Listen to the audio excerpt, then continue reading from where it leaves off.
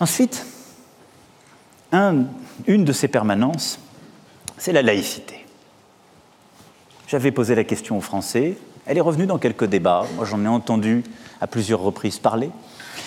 La laïcité, c'est la possibilité de croire en Dieu ou de ne pas y croire, de pouvoir vivre ensemble dans la concorde, le respect, et de respecter absolument les règles de la République.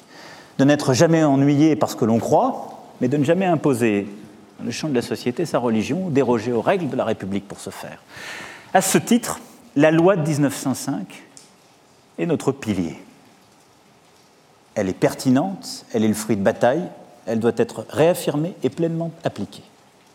Et je le dis ici avec force. Et d'ailleurs, nous avons renforcé son application ces derniers temps.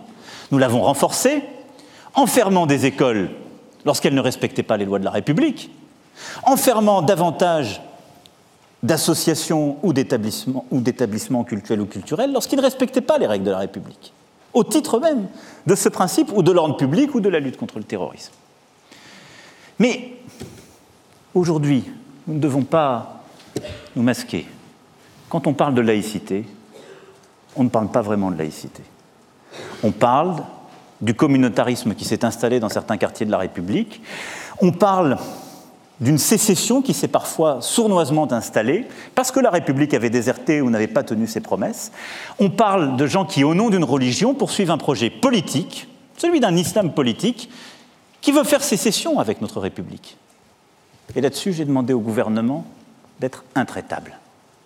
Nous avons commencé à le faire avec une politique ambitieuse de reconquête républicaine dans plusieurs quartiers. Je souhaite que nous allions plus loin, en renforçant le contrôle sur les financements venant de l'étranger, en étant beaucoup plus durs à l'égard de toutes les formes de cet islamisme politique, de ce communautarisme, de cette sécession au sein de notre République. Parce que c'est une menace sur la capacité à tenir la nation ensemble.